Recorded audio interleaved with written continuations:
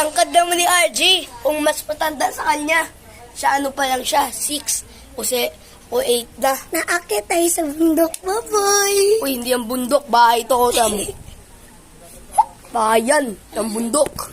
Si RJ nasa bundok. Tingnan mo. Si RJ tamo, mahulog na siya sa bundok.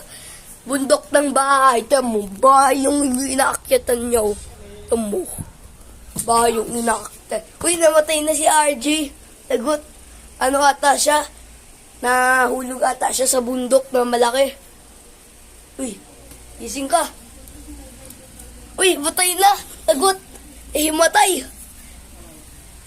Iwan ko na to. Isang prank!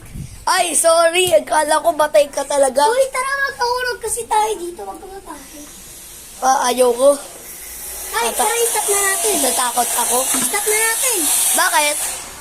Dali, papanood natin.